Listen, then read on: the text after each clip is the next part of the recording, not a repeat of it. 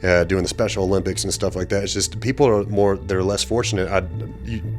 A lot of times in society they get left behind, and I don't like that. I don't want to see that. So I always try and bring people with me if I'm in an upward motion, or at least find some common ground to let them know that, hey, this might not be whatever path I'm doing, might not be your path, but I'm here to help you make it on your own way. Let's go.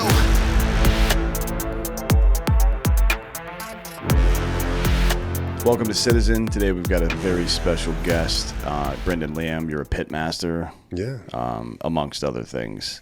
Tell me a little bit about. So you're born and bred Texan. Is that right? All the way. I was born in Lubbock. Lubbock. Oh boy, that sucks. It's just Texas as it gets. Yeah, it's everybody's like, Austin doesn't represent Texas, and it's like, all right, yeah, you're right, but it's quite a bit better than Lubbock, which does represent Texas. It does. But anyways, tell me about. Give me a little bit of your background info, professionally, and how you got to where you are today. Well, professionally in the barbecue world, I really didn't even jump into like 2015. But before that, I was entertainment business and all over the spot. I was, like I said, born and raised in Texas, and all the way up until I think third year in college, I played college football at the University of North Texas. And the cunts, right? Yeah. It's so stupid. I honestly never would have made that association had they not put out a coffee mug. It looks exactly like it turned into like one of the most viral memes of all time. That was so stupid. Anyways. Yeah. Anyway, I got some bad grades because I was working at the bars at the same time, bartending, bouncing, all that stuff. And I had a buddy in Los Angeles that was doing pretty good out there in the entertainment business. So I moved out there for most of my 20s. And then realized, pretty much the whole time I was there, kind of stayed in my little group of Texas friends, a few from, a little outside, but most of them were from Texas. And after a while, I was just like, man, screw this. Well, we can get into it if you want, but yeah, I had in 2010, I got DWI. Yeah. And then I don't even drink anymore, really, that much. I mean, a little bit, not much, but I got a DWI in 2010, thought I took care of it all, and then finally got pulled over in Los Angeles after coming home from the bar from working one night, and they told me I had an outstanding warrant in Texas, so I came back to get it taken care of. Ended up having to spend like 32 days in Denton County Jail. Oh, boy. Yeah, and then you would think as much as we have a police state now, they'd be able to track you down and be like, hey, you owe us like $40. Yeah. Pay us $40 and you'll be fine. I had the same thing happen. I got a speeding ticket in, I don't remember where it was. It may have been here in Texas, but I still had a North Carolina driver's license.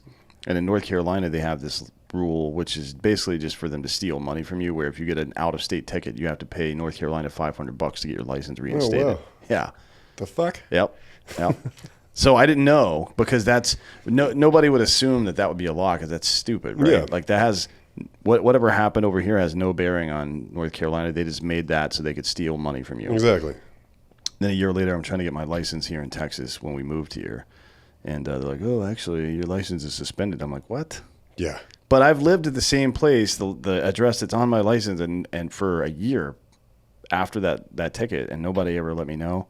Yeah, like you could have sent me a letter or something. I had these outstanding. They said I had these outstanding payments and stuff I had to do, and I ended up paying them all off, and that wasn't the reason the warrant was there. The warrant was there because California doesn't have DWIs; they have DUIs. So I was supposed to take DWI victim impact classes. I took DUI victim impact classes, and because that's all they offered in Los Angeles. And anyways, we all do dumb shit when we're young. Yeah, so I came back and then did my little time and was going to go back to Los Angeles. And my mom had a really good buddy here in Austin that ran La Barbecue.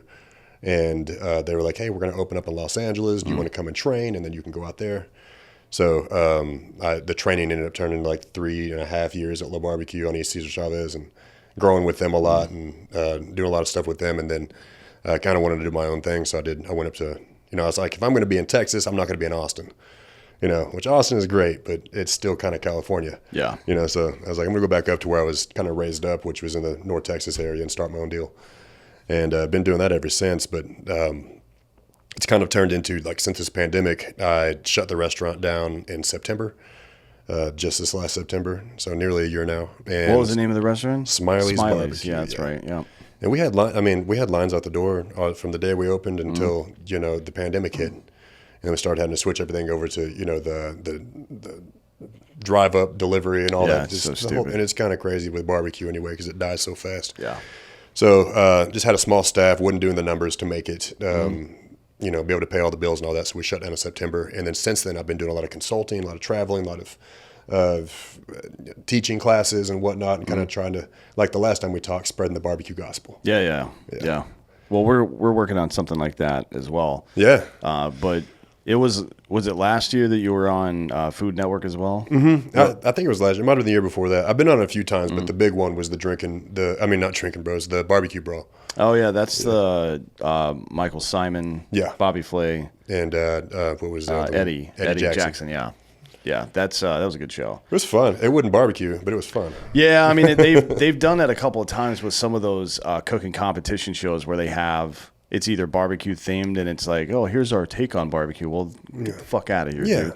That's like they were kicking people off for not making a good hollandaise sauce. And like, what the fuck does that have to do with barbecue? Nobody uses hollandaise in barbecue. Yeah. But how did that go? What's that like? Well, it was in the middle of COVID.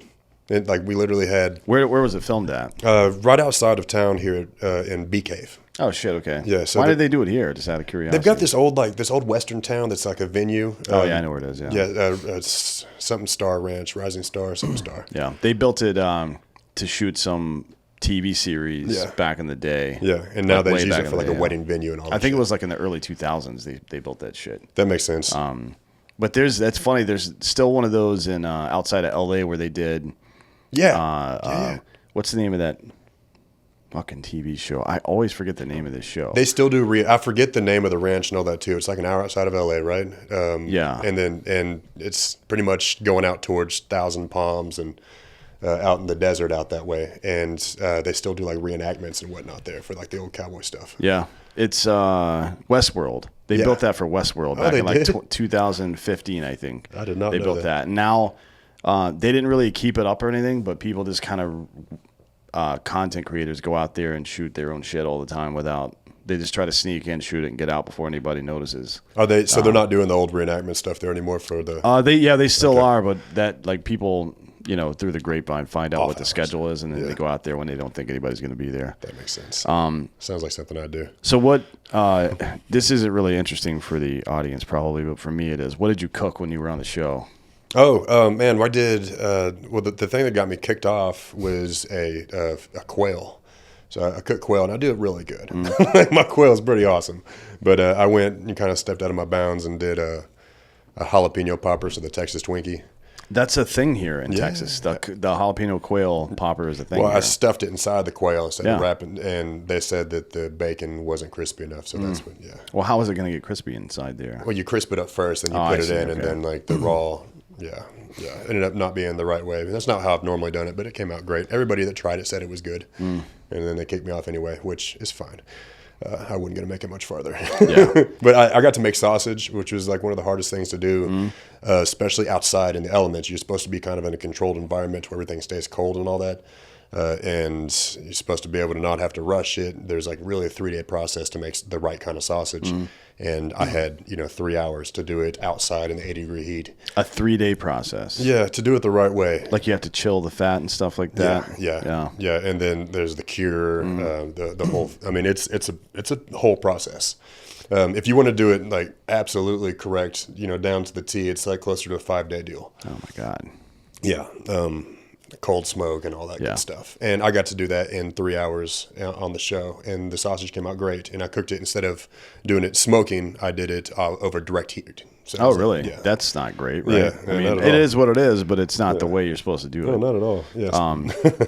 Well, that's all really interesting. I know this has nothing to do with the show. Yeah. I like barbecue, so. Oh, we're going to do plenty of that. Yeah. And the cool thing about the barbecue is it's something that kind of it lets people kind of let their guard down whenever it's happening. So it's a very good conversation starter. It's a very good, like I was saying, let your guard down. So if me and you have two completely different views on something, we can sit down a tray of barbecue and kind of hash it out, or at least come to some common ground. And I think it's one of the last unpoliticized like food in general is one of the last unpoliticized entertainment sectors. Yeah, I mean, Interestingly enough. traditionally, it's good old boys and whatnot doing it, kind of conservative. Yeah. But But nobody cares about that. Nobody You know, cares, if your yeah. barbecue's good, people are going to eat it. They don't give a Exactly. shit what your beliefs are. Well, there's some great barbecue in Portland, Oregon, but I'm Yeah. sure that we don't agree with each other on a bunch of different things. I don't want to go up there and find out, to be honest. It's a no-go zone. Yeah, but so you've been a business owner, Yeah. are a business owner, I guess, new father as well. Oh yeah.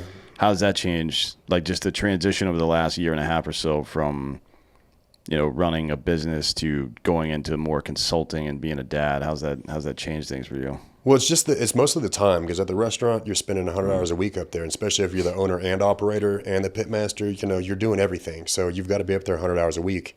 And we really opened up the brick and mortar location. Well, I say brick and mortar; it was inside of a food hall, so at least we weren't on a trailer no more. And we opened that up just like a month before COVID hit, and a week before we opened, we had our first kid, my daughter Summer. Mm-hmm.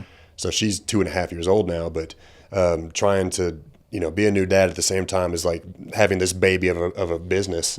It was just nearly impossible. I mean, there's plenty of guys that do it, but I'm pretty softy when it comes to like my kids and stuff. So like I really was like missing them a whole bunch. Yeah. Even doing the show, it was like that. But the time that I have now with my family is so much.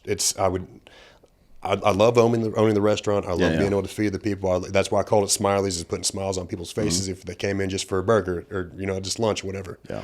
So it really has changed over my perspective of I can still bring those smiles to people's faces, but don't have to work the 100 hours a week to do it. Yeah, for sure. Yeah. I mean, this falls in line with my theory on basically everything. Like I think that the problem with institutions are that we as a society don't understand that things don't scale indefinitely. Right? No. Like there's a regression in quality and in quality of life. At some point, there's a diminishing return when you get to a certain level. Yeah. This has been a conservative talking point about government for as long as there's been government, that the smaller you keep it, the more effective it is. And the reason, that's the case in a representative republic, especially. Yeah. Right? Because That's what we should have. the point, as illustrated by the founders and the French before us, is that the average person has the most impact at the lowest possible level. So most decisions should be made at that lowest possible level, because that's the most accurate reflection of the true will of people. That's the point, right? Level. Yeah. So, we like having roads. We like having the internet. We like having all this stuff. And, I obviously I enjoy it as well. I like having all these nice things. But we've not really had serious conversations over the years throughout the Industrial Revolution even, but especially in the tech age in the last 40 years, about what we're giving up because of this stuff. And your business trajectory is kind of an aphorism for that. It's like you get into the bigger side of the business and you realize how jammed up everything is, and then you can reduce the scope of what you're doing, make the same amount of net revenue, and still have more time with your family. You know what I mean? Yeah. Like, we're in a creator economy now, so it isn't just about creating content either. Like, people talk a lot about being in a creator economy. It isn't just about making music or videos or any of that bullshit. It's about you can create your own business from home, and with very few touch points now, and you can go direct to consumers extremely easily. Absolutely. More so than you've ever been able to do it before, which is interesting, because we're dominated by all of these big conglomerate businesses and government working in collusion with them, which is not necessarily new, but to the degree it's happening now, it's definitely new. Like, the mom and pop business is completely off the table at this point, but the opportunity to create a mom and pop business has never been bigger than right now. True. As well. So it's interesting that you've actually gone through that journey You know, you explained a little bit about it, about wanting more time with your family and stuff.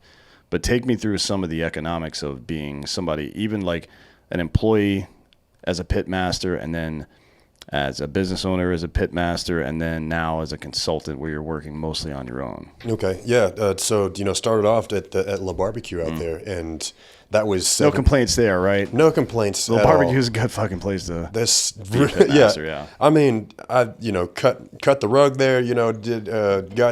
We had a lot of fun, and I learned a whole lot, and I just kind of it was time to move on, but.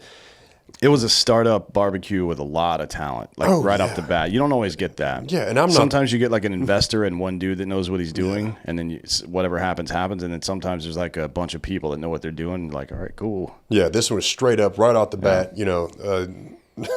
Had big names on it already, and then it had people from big name places coming in. So I wasn't the first guy to come in and be a known pitmaster from that place. A lot of people. That place has made a lot of people that are known in the industry today. It's like the Marty Schottenheimer coaching tree.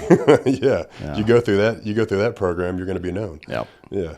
So economically and time wise, I spent a lot of time, at La Barbecue when I was there. It was 6 days a week, 5-6 days a week. But they paid me amazingly. They really paid me really good, and I was really happy with what I was doing whenever it came to like the product we were putting out in my role as in the pit tours, people coming in and showing them around and still being to be my smiley self and doing all that. So it was very rewarding when it came to that, but just my location that I was in wasn't rewarding. Like I didn't have a life outside of work, and I wasn't able to make one really because it was hard for me to fit in with a lot of the people in East Austin, Yeah. So, happily going back to do my own thing. Hey, I've learned all the stuff I need to learn. You're always learning, but learn as much as I could to where I can start my own and be comfortable with the product I'm putting out. Yeah. So that's for any business owner. I think the vast majority of people. Some people are just like vultures, I guess. But for the vast majority of people, you don't want to. It's a point of pride. Like you're not selling a product, you're selling yourself. Yeah. Right. And when you put out an inferior product, especially if it's barbecue in Texas, like that sucks. Like people, you don't want to do that. They know, right? I mean, and that people will never come back again for that one bad bite they had because there's so many options, And that was what we're trying to minimize, everything, consistency, all that whole thing, and that consistency kind of starts going away a little bit once you're the owner and operator, and you're not just focused on making the meat. Now you got to worry about the taxes, you got to worry about the employees, you got to worry about the food orders, you got to worry about this other stuff. So your mental capacity for cooking the best meat you possibly can is kind of diminished. I mean, you go from making like $150,000 a year where it's all coming to you to making way less than that as the business owner. You know what I mean? People don't realize that how much your net revenue comes down when you actually own the business. Well, and then my wife and my 2 kids, we still live in an apartment. I'm 33 years old because we've sacrificed everything for this restaurant. Yeah. And didn't get to save anything up, didn't get to do any of that. So now we're getting to the point where we're starting to save up and we'll get a house. But that's exactly like you're saying, like that everybody thinks, people from high school, I'd see them because I moved back to, kind of where I grew up. So there's people from high school there now, and they'd come and see me and they'd be like, man, you're doing awesome. I've seen this and this and this and this. And it's this fake world that they're seeing for the social media deal. But then I'm over there struggling, to be able to pay for the meat the next week. Yep. Which is, you shouldn't have to be doing that. But, then it's right at the same time where all the prices are going up. You've got, foreign nationals buying up, all the meat companies and all that stuff. And it was just crazy. And then. Yeah, people don't realize how much Jared Taylor, JT, actually talked about it about 2 years ago on the show. But how much influence Brazil has over the meat industry in America is fucking weird. It is weird. Like, it's so weird. Like, they own the Tyson chicken, right? Most of their chicken comes from there. Yeah. And they're the biggest chicken producer and distributor in America. And then they got into beef after that as well. It's like weird. That's something to keep if you're worried about Bill Gates buying up farmland, you should be worried about Brazil cornering our like protein market as well. Well, in China, in the pork, China's taking our pork over. Yep. It's insane. Yeah, and then weird. Now, I mean, even if you want to kind of get into like the what's going on kind of side of this thing with the food distribution, we've got all these fires that are happening at all the food distribution plants. Yeah. So that's even, and who knows what's going on there. Well, it's probably, a combination of the market being shitty, so people setting fires for insurance money, and then also the infrastructure in this country is fucked. Big time. Like there are bridges in the U.S. that haven't been updated in 65 years. There was just one that collapsed 2 weeks ago. So when I see the Build Back Better and Inflation Reduction Act, and none of it goes to actual infrastructure stuff, to like repair the stuff that's fucking with our industry.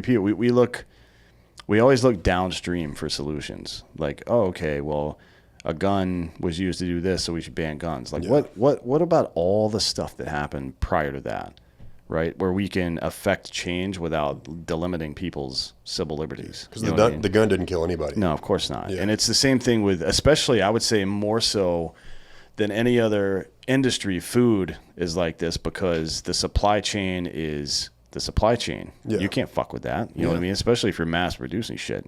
So it's something I think people should definitely keep in mind, and it's why one of the reasons I wanted to have you on the show, because there's a lot of prepper and survivalist stuff going on. Like, we work with Mike Glover. We're actually going to do a show with Mike Glover here pretty soon on this topic, so that's why I wanted to bring it up. But like, Tim Kennedy does a really good job of training people how to defend themselves. Mike does a really good job of teaching people how to survive in an austere environment. But nobody's really gone over how to prepare food in an austere environment yet. I don't know why that doesn't exist. And then to hold it over the winter, or hold it during like, we have to go back to like Norway salting cod and making lutefisk. It's disgusting, but you know what I mean? If something bad happens, you got to be able to do shit like that. You have to be able to taste salt, buds in that instance, right? Salting meat and not killing yourself, like by getting nitrate poisoning and shit like that. It's very easy to do. Yeah, there's a lot of stuff educationally. Run me through some of the high points, like stuff if we knew some disaster was coming in a week, and you're like, all right, here are the things you need to learn this week to be able to survive. What's the top of your list there? At top of the list, I mean, you got to secure yours and your family's security first off, and make sure that you're not going to be in a highly populated area where you have the chance for somebody to come in and take what you've been, prepping your family for. Right. So first things first is getting out of the city, in my opinion, and then secondly is being able to secure food and water, and that kind of goes hand in hand with the first one. But if you want to put them in order, you get the hell out of the city, make sure you've got something to protect your family with, and now you've got to be able to feed them and shelter them and make sure that they're going to stay fed and watered. So most people in Texas at least have a smoker, or I want to teach a way to make a smoker if we had to. It's actually not as hard as you would think. It's really not. I mean, but if you're trying to talk about like this kind of situation where shit really does hit the fan, and we don't have any more electricity, we don't have any of that. Gas is short, so you can't just put up a generator and weld something together. We got to figure out a way to be able to still make these old school smokehouses. There's a lot of people spending like $2,000, $3,000, $5,000 on generators, right? That they have in their car or part of their prep kit. I'm like, okay, cool, that's good for the first couple of days. Yeah. But then what are you going to do? You're going to the gas station and getting in gunfights so you can keep that thing going? Have you been down in like the areas like New Orleans whenever like the hurricanes? Dude, there's lines for miles with people holding gas cans and shit. So there's like the State Department is warning about civil war in Ukraine right now because of food scarcity. You know what I mean? And that's after we've sent them $100 billion a month. It's still fucked over there. So you can imagine how bad, like, as spread out as we are in America, it's not going to be easy. No, it's not. If something bad happens. And they have literally for these situations, they have emergency reserves on fuel. Well, we used to have emergency reserves on the fuel and all that stuff to where National Guard or whatever can bring it in. But I'm sure they'll be worried. They can't worry about these small little towns when they've got all these emergencies in the big cities. Well, you shouldn't ever put your fate in the hands of the United States government or any government, to be fair, but certainly not the current iteration of our government. And I don't mean because there's Democrats at the helm. No. I mean the current iteration, the last 40 fucking years of American government. You can't trust these people. So what about before we get into the principles and stuff like that and have a more philosophical conversation, I wanted to hit on some of these high points. What are some basic outdoor austere environment cooking techniques you can either tell them about right now, or they can look up and figure out how to do it, that are like super effective to create long lasting food sources? I mean, I can't run through on how to build like a an old school smokehouse right now, but definitely cooking something with an offset smoke, like with the offset heat source. Yeah. And Well, explain what an offset heat source is for people that don't know. So a direct fire would be like cooking on your charcoal grill or something like that. With the fire directly underneath the grate, you got the meat right on top of the heat source, and it's cooking relatively fast. With one of these offset smokers like that are used at most of the restaurants today, you've got the fire way down on one end, and it's kind of lower than the cooking chamber. Yep, and it's channeling smoke through. Yeah, it's just drawing smoke through, and that smoke's going over the meat, and over the period of time it cooks it through. And is there a fan on the other side that's pulling it through, or is it just the natural flow of the smoke? If you got the easy bake ovens, which would be like a Traeger or something, Right. then there's fans in there. Well, I'm talking about in a wood smokehouse. Is No. there a fan, or do you just let this? I mean, yeah, you just got like to hot let it go. air is going to push its way through either way. Yeah. I'm just curious if you do anything extra, No, because so- if you don't need a fan for that, then you just have to set up the right environment outdoors. Exactly. Like you don't need any electricity or any of that bullshit. That's what we're trying to go for is Okay. no electricity, because we don't know what kind of situation you're Right. going to be in if you're forced to build one of these smokehouses. So you can build. It's literally just a small shack. That could be like the same size you put your lawnmower in. Right. And it just needs to have some hanging shelves and stuff inside there, and then off the side, you dig in the ground and you can build like a little pit for you to put a fire in. And then that fire, you're going to keep it real low, and that smoke is going to actually be channeled inside. So you're saying like let's say in this room right here, Yeah. we've got meat hanging on this wall right here, and then inside of the room I have a pit over here that's burning, and it's just smoke is It'd going be up. actually outside the room. So How do you channel the smoke in? Let's say I built some kind of wood.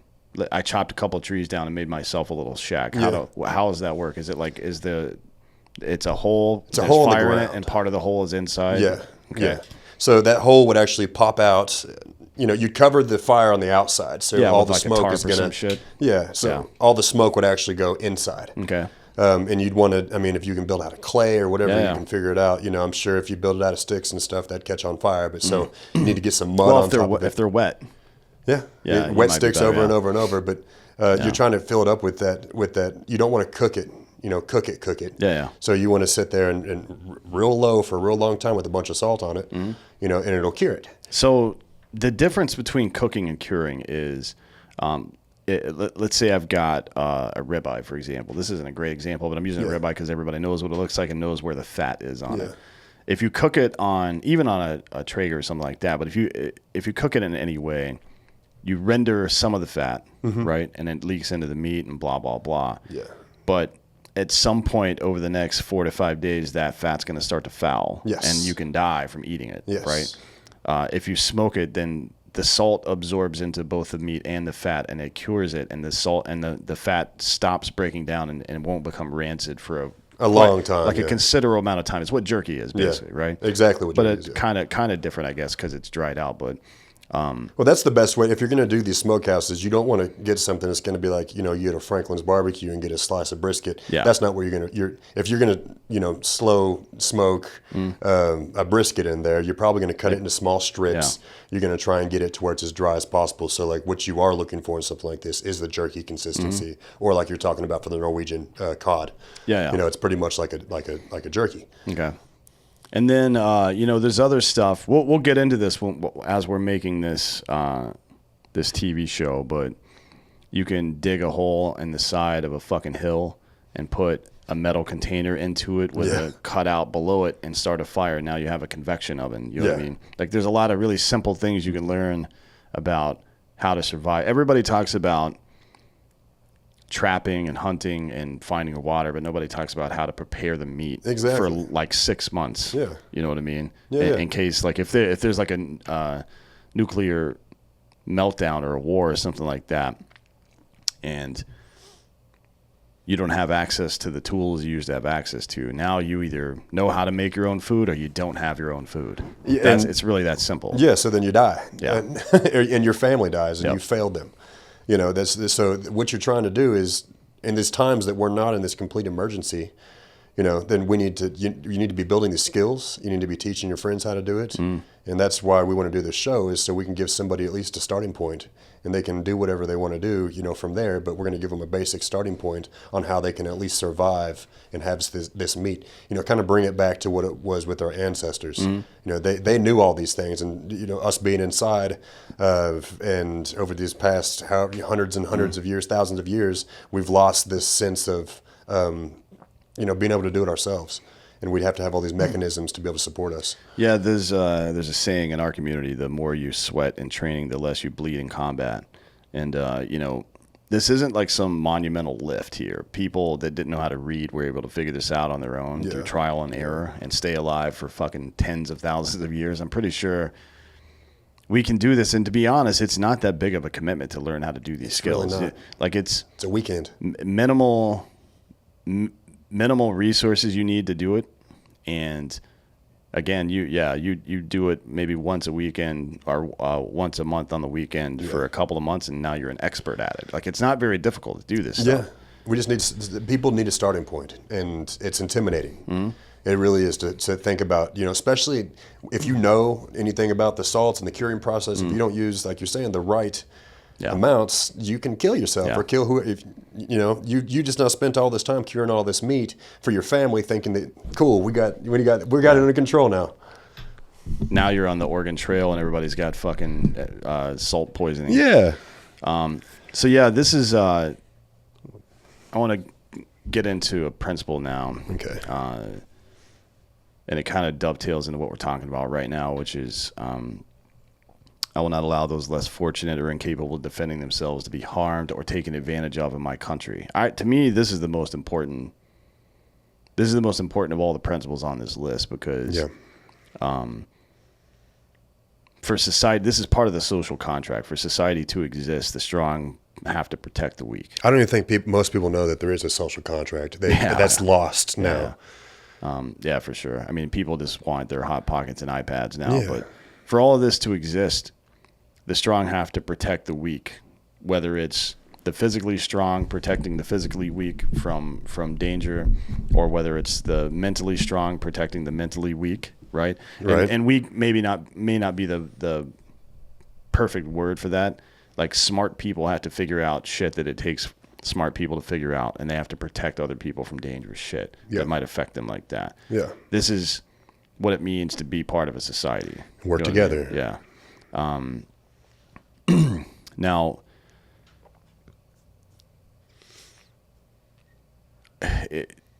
for people, this is why I like having people who aren't philosophers on the show. Yeah. Because it's easy to sit around and talk about this and fucking, smell your own farts and talk about how fucking smart you are. But it's another thing to hear people like yourself who have a real job providing a real skill to people who need it, right? Average citizens. Whether it's teaching people or getting them inspired how to be a pit master and build a life for themselves, or to, what we're going to do later this year, which is prepare people for the worst case scenario. There's a lot of different ways you can go about executing on this principle. Like, you can join the military or be a cop. You can fucking just in your daily life, if you see somebody getting bullied or something, you can stop that shit. Yeah. You can teach people how to defend themselves. You can teach people how to fucking build a house, how to make food. What is it? What is it about this principle that stood out to you? It's just, I've always been kind of the guy that has made friends with the kind of, I guess if you can say it this way, like the quiet kids, freaks and geeks. Yeah, the freaks and geeks. Yeah, and I've always been the one that if somebody that I know that's in kind of like my group, the athletic folks or whatever, bullies them or whatever, I can kind of be the one that say, hey, chill out. That's not the one. That's not the way. Why are you doing this? What's it making you do? And I've always just been kind of the guy that I was a part of this group in high school called the Natural Helpers. And teachers, they nominate people that they feel like, are good peers, and it's more of like peer mediation. So instead of, a lot of people are scared to go to the counselor. They feel like it's a sign of weakness to have to go and see a counselor or something. So imagine, I mean, that kind of, I understand that to a degree, because our grandfathers would have felt that way about going to the doctor. Yeah, you know what I yeah. mean? But that's fucking stupid. It is so stupid. Like, you've got a big growth on your leg. You're like, oh, fuck, whoa, what are you, gay or something? I'm not going to the doctor. Like, what the fuck are you talking about, dude? Yeah. Go to the doctor. Exactly. And get that shit cut off your leg, you idiot. So this was kind of like the answer for the school, because we had, you know, I've never even heard of this, but this is a really good idea. And so I was a peer mediator, and these kids, you know, kind of as a, you know, more well-known person in the school, they would have somebody to come and talk to, and they feel a little bit more of like they can let their guard down because it's kind of one of their peers instead of somebody that's quote unquote judging them, you know, or trying to, you know, listen to they have nothing in common with.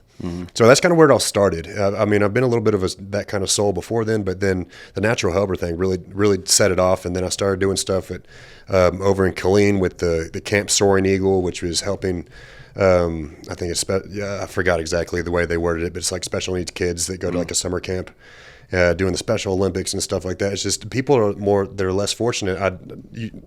A lot of times in society they get left behind, and I don't like that. I don't want to see that. So I always try and bring people with me if I'm in an upward motion, or at least find some common ground to let them know that, hey, this might not be whatever path I'm doing, might not be your path, but I'm here to help you make it on your own way.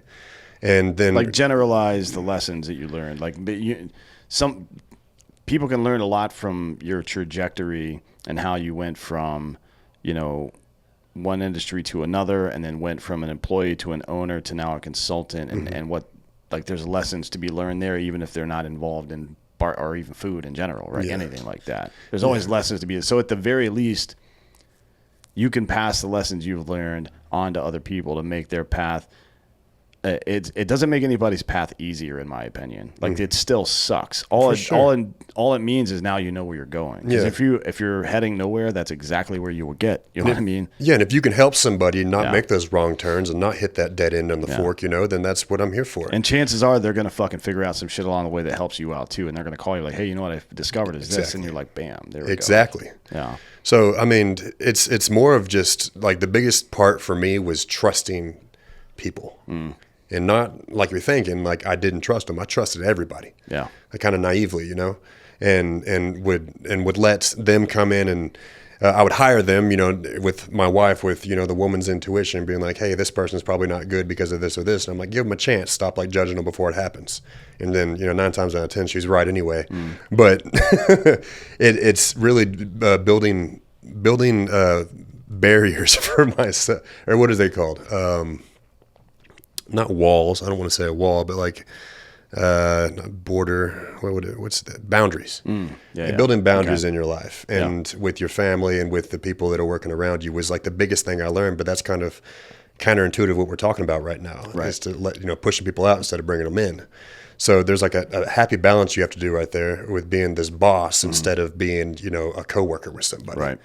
It does change the relationship a little bit, and you have to figure out how to navigate that. Yeah. In the military, when a guy gets promoted from a specialist or private to sergeant, corporal, or sergeant, usually they move them to a new company because you don't want to be the sergeant of your friends. Exactly. Yeah, that makes sense. It makes so much sense. Yeah. Because I brought in friends for you know, to be employees and stuff, and that's like the worst thing. Yeah, you should definitely not do that. Don't do that. I mean, what you should do is have your friends set up 2 other identical businesses and let them run those, and you all get together and select good employees to work for the 3 of you. That's smart as shit. And 3 separate businesses, but not in the same one. Yeah. Like, it's fun to start businesses with your friends, but it gets dicey. I'll say that. That's a good piece of information. I can't say that I lost any long-term friends on it, but there were some friends that I hired that there was some bumpy roads because of that. And, you know, luckily our friendship lasted through it, but there was some bumpy roads where I nearly lost a few friends over it. But the biggest part for me was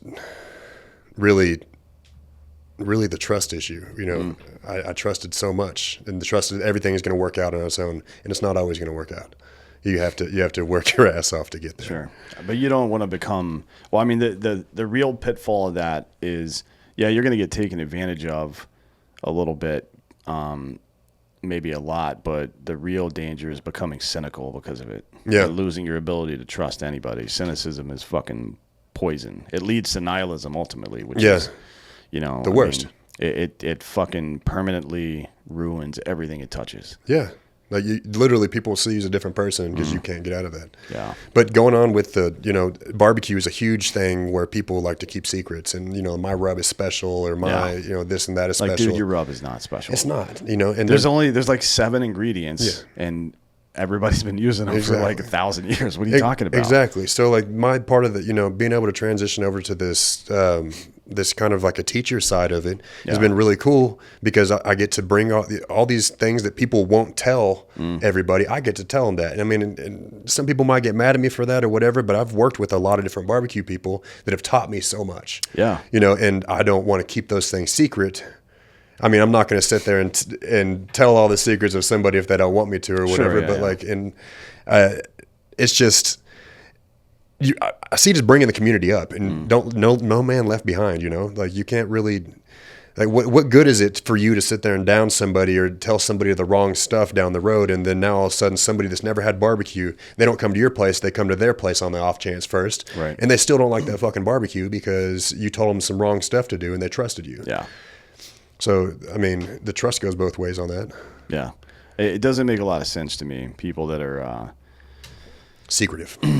Well, in the military, we call them badge protectors. It's people who, like for expert infantry badge, for example, where you have to qualify expert and do a force march in a certain amount of time and do a PT test and get 270 or above. And then you have to go through a bunch of different skills. I think it's 14 different skills, like disassembling and reassembling a weapon, throwing grenades, land navigation, calling in airstrikes, all this stuff. And you have to do them all perfectly, right? Yeah. And there are some people who are badge protectors. Like they go out of their way to make it difficult for people to do it. But the point of the course is to teach people all of these very necessary skills, not to be a dick.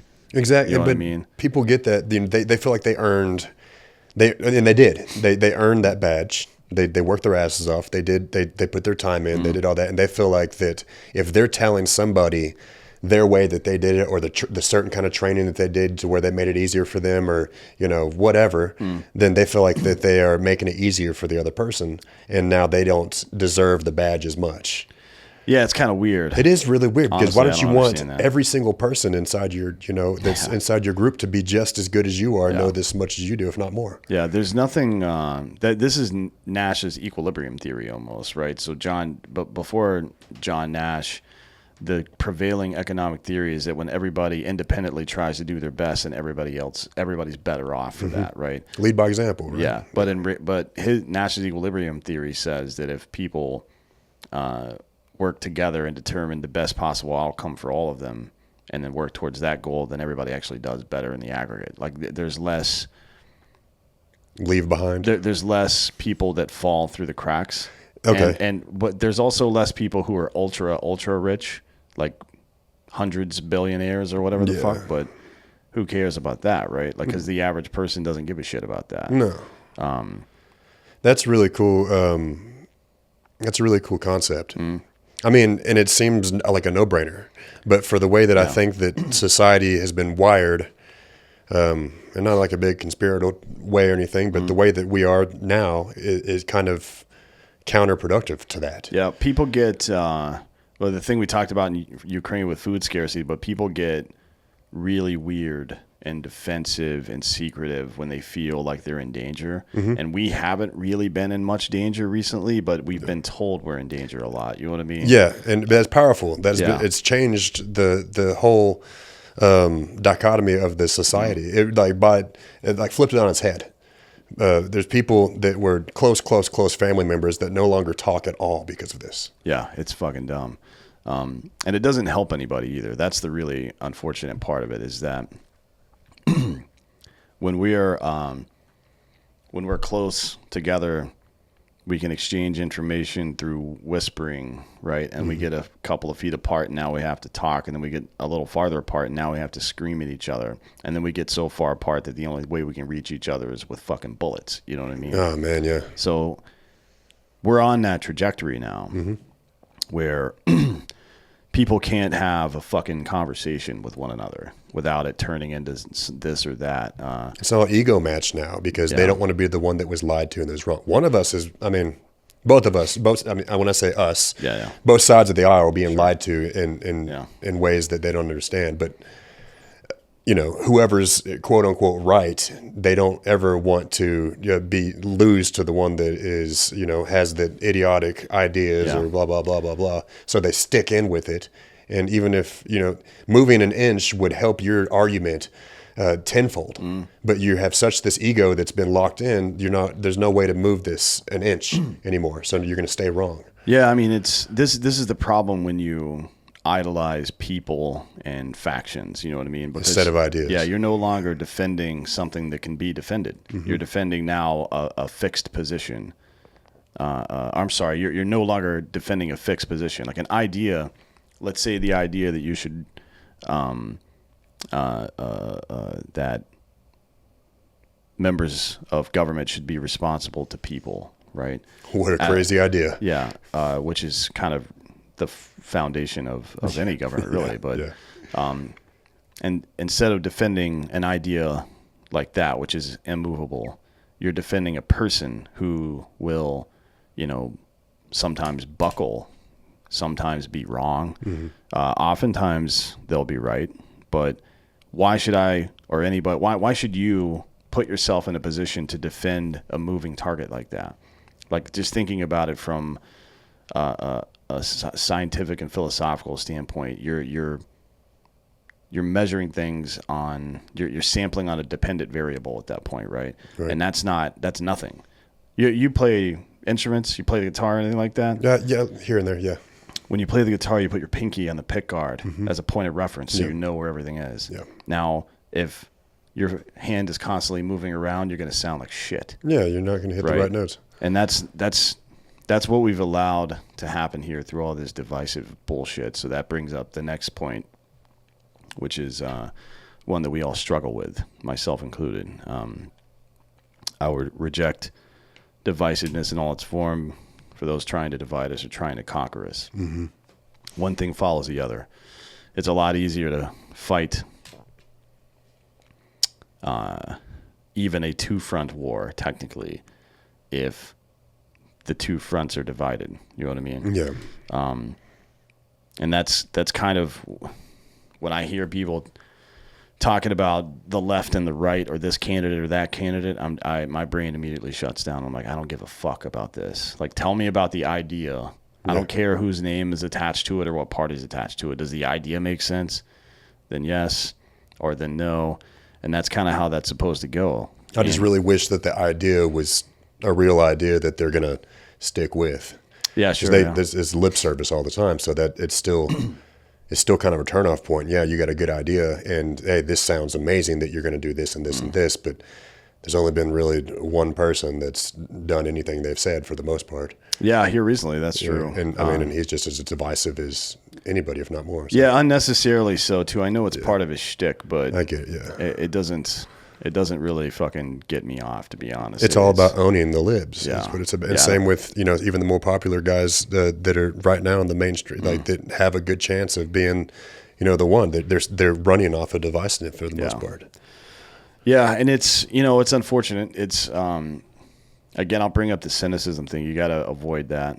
Like I definitely proceed with your eyes wide open into these situations, but you got to fight the urge to just roll your eyes and throw your hands up in frustration, because it's very hard. I've said this quite a bit lately because of some stuff I've been reading, but Plato said if you don't take interest in the running of your government, you're doomed to be ruled by fools, right? Yeah, I've heard that. Yeah. And that's essentially how we've arrived where we are today. By it's a confluence of trusting the wrong people or I guess divesting ourselves from the process. We were comfortable just to sit at home and let these dumb people do their dumb shit. For some reason, we never expected it to come back on us. I don't know why. I don't know either, man. That's fucking dumb. Even as a kid, I knew that at some point this had to give. Yeah. And I was hoping that it wasn't going to be in my lifetime. But that's pretty selfish.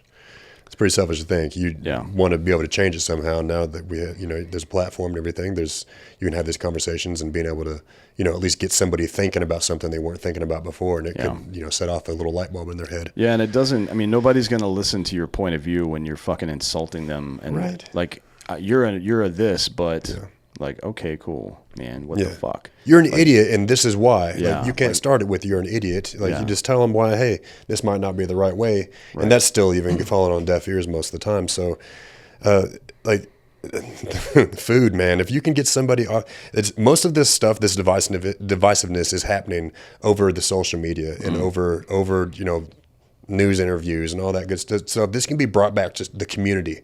And I know, like you're talking about a minute ago, with the whispers and the, you can hear their voices right there next to you. All this can be changed. Yeah. This can all be brought, it's just. People need to physically get together. Exactly. It's hard to hate up close. It's really hard to hate up close. And you'll see it when, I'm sure everybody that can hear the sound of my voice has had this exact scenario happen to you. You say something in a video, post something on the internet, and some asshole's like, oh, fucking this and that. And then you talk to them. You're like, well, what the hell's your problem? They're like, oh, I just wanted to fucking blah, blah, blah. Like, things calm down really quickly when you confront somebody directly like that. Yeah, and they're like, you normally end up finding that you really agree on the same thing. You just are having more emphasis on one point or the other. Yeah, and that's the real problem in my estimation, that people are probably aligned to the majority on the majority of things, but the small amount of difference is being used almost like a marketing tool. Yeah, you know what I mean? To divide people. And then you should definitely you should ask yourself, what are these people in the media and government getting away with while you're squabbling over some wedge issue? You know what I mean? Like, what are they doing? How much more of your tax dollars are they stealing? Yeah. Right?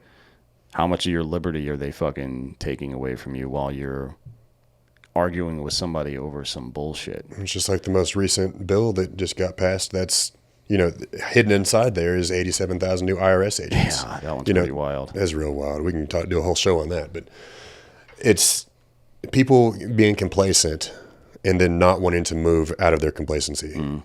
And how do we kick them in the ass to say, hey, now is the time you got to get out of this complacency or you're doomed. And doom is a tough word, but in this instance, if everything goes in the same trajectory that we're talking about right now, it could get to that point to where it is doomy. And it all comes back to it shouldn't be a conservative or a liberal kind of mindset to say, hey, I don't want a big government doing everything. It shouldn't be, but it has turned into it's more of the conservative thing. But then they're more the big business. So then they're letting the big business go in and take all the rights and all that stuff away. So then who do we listen to, right? So you turn on the news, and then the news, they're trying to divide you the whole way, but using these little tactics and whatnot to throw in misinformation to draw your mood one way or the other. So where do we go to find something that's not divisive? Has that been set up? And that actually gives you a non-biased point of view. Yeah, I mean, finding an unbiased point of view is going to be difficult. We talked about Reddit earlier, and you want to go on there and somebody has a stupid post, they say something, and you want to go back on there or anywhere and just say, hey, no, that's not right because of this or this or this. If it challenges what they think, then it turns into, hey, give me the source. And now your source, no matter what, is not going to be good enough for them because it's not from one of their pick places. Right. So where's this bar that we get to set that nobody's talking about? They just kind of keep on going along the same cycle of these boom news cycles, Yeah, it's an interesting question. I mean, you have to get people to, in the same way that you shouldn't idolize people or factions, you can't idolize sources like that either, right? Because like the point is to be able to absorb a piece of information, maybe go to some sources with differing viewpoints and research a little bit, and then figure out what reality is. but you have to know how to do that. You have to know how to think and not be told what to think. That's a very big difference. Now we're getting into the education system. Right, yeah. And it's I talked about it with Will Roosh recently. But the American education system is basically just a factory mill set up to create compliant workers. Exactly. That's all it really is. Yep. And if you have the opportunity to get your kids out of public school, I highly recommend it. Because What's the alternative? I know homeschooling, but a lot of people can't homeschooling homeschool. and charter schools, I mean, Then they don't have the money for the charter schools. Right, So yeah. do we have community private schooling or community homeschooling to where they're still getting? yeah, there's co-ops, right? So Yeah. I actually, some people I knew growing up did this. It was maybe 6 or 8 kids from the neighborhood, Yeah. and the parents took turns doing the stuff. See, and that's cool because Yeah. you're still getting that community aspect and not having some weird kid that was homeschooled. Yeah, yeah. Well, I mean, look, that used to be kind of a trope. Yeah. I don't want my kid to be homeschooled because they're going to turn out weird. Well, at least the people that are teaching them in homeschool aren't teaching them that there's 1,000 fucking genders and they can choose their own if they feel like it and cut their fucking dick off. You know what I mean? Talk to them about that in high school. Whatever, that sucks, but you can't do it to the kids whenever they're still impressionable like this. Yeah, it's weird.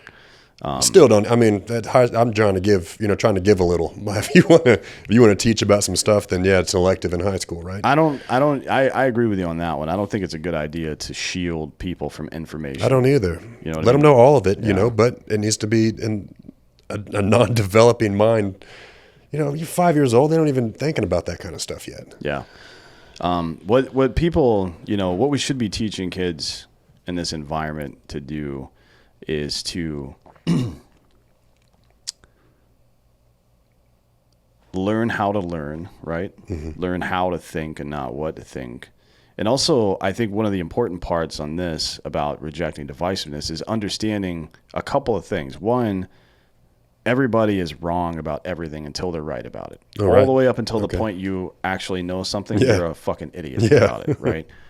So That's true. the second order effect of that point is that you got to stop judging people for the shit they believe. You know what I mean?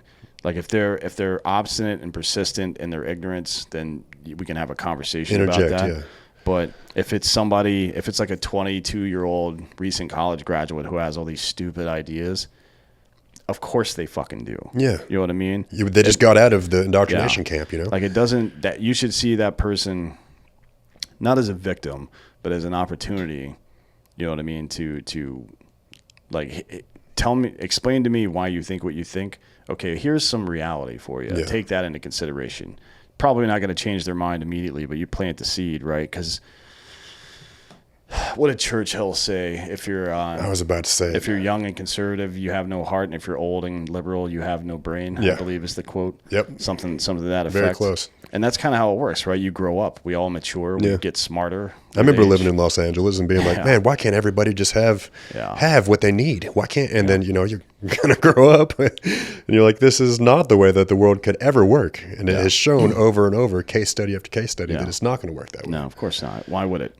But these are all things that happen when actual human beings are talking to each other. We're not using the media and politicians as middlemen in our conversations, which is what we're doing now. Yeah. Like everything that people on the conservative side know about liberals are things they learned from fucking Fox News about liberals, and that's unacceptable. It's very completely unacceptable. They don't even know that Fox News is ran by liberals. Yeah.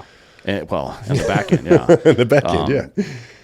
And, to me, that's one of the critical points as citizens. Like you're either going to be a citizen or a subject in your country, no matter where you are. And if you willfully subjugate yourself to these power-hungry, narcissistic assholes, you will be a subject. But if you take back control of your life, then your family's life, then your community's lives, now you're doing something. You know what I mean? It's up to citizens to hold up their end of the bargain. We bitch and complain about everything that government and big business does, but we haven't done shit to hold up our end of the bargain either. We can complain about it all day, but what are we doing to change it? Yeah. So we've surrendered self-reliance, the raising and educating of our families, the monitoring of our communities, to the whims of greedy, evil, power-hungry people. And And we're shocked by the outcome. Yeah, under the guise of security. Yeah, I mean, it doesn't make any sense. But, the good news is, and I always like to finish this thought this way. The good news is that in describing how you go wrong in something, you discover the solution typically, right? Like, oh, I fucked up here. So this is how I fix it. You got to be humble enough to be able to admit that you're fucked up, though, and self-aware. I think if we look back, and that's one of the things I'm trying to do over the course of this show, if we look back over the mistakes we've made, and I think the mistakes we've made is encompassed entirely by surrendering our self-reliance. Now we have our solution, right? Mm-hmm. So to become more self-reliant, and not just for yourself, but teaching your family how to become more self-reliant, to teach those around you and empower those around you in whatever means you have, whether it's education or skills or strength or whatever the fuck it is, to make them capable of doing the same and then teaching other people as well. Yeah, that's a community. The goal is to be a citizen and then to have empathy, if that's the right word, for the subjects. Yep. And then to take a subject and to turn them into a citizen, right. And then so that can spread more. Correct, yeah. And that's the goal here. That's all I really want to accomplish with this. Well, I think you're on the right track. It all starts with a conversation, and most people are scared to have that conversation. It's uncomfortable. Yeah. And I mean, there's so many different ways we can go in and dissect each issue and say, hey, this needs to happen. But at the base of it needs to be a face-to-face conversation. It needs to be taken back over the community, like you're saying, is becoming self-reliant and teaching the folks around you how to become self-reliant. Yeah. And I mean, that doesn't mean leaving the city behind because that's, everything's easy there and you can walk to the store to go to Walmart. That doesn't mean any of that stuff. But what it does mean is be aware of where you're at and aware of the things that could go wrong by being in that, that city or being, a diehard towards one politician or another. You're closing yourself off to all these other ideas. And understanding the risk associated with those things, because sunlight's the best disinfectant. You know what I mean? Like if you know somebody might be up to no good and you just pay attention to them, they're typically going to go away or not do what they were going to do. Yeah. Right. And conversely, on the other side of that, the inverse of that, I guess, is when somebody's struggling and they need help, it's almost taboo to ask them what they're doing to help themselves. But that should be the first question you ask. And it's not to take their situation lightly or be unempathetic. It's because nobody is ever going to be able to help you more than you help yourself. Yeah. But now I know what you need to help yourself, and I can give you those things. But you still have to do it. I can help you along the way. Right. And you're not here alone anymore. Otherwise, if you just give a man a fish, I suppose, then you feed him for a day, right? Yep. You have to teach men to fish. And that's not what we're doing. We're just arguing, yelling over one another. My fish is bigger than your fish. Yeah, it's fucking stupid. Yeah. But anyways, we got to get out of here. Is there anything else you'd like to share with the audience before we leave? Just love your fellow man. That's where all this is going to go back to it. I mean, there's some shitheads out there, but you got to love them too, and you got to bring them back to the light. Cool. Well, thanks for coming today. I appreciate it. Thanks for having me, man. Yeah. Thank you all for watching. This has been Citizen.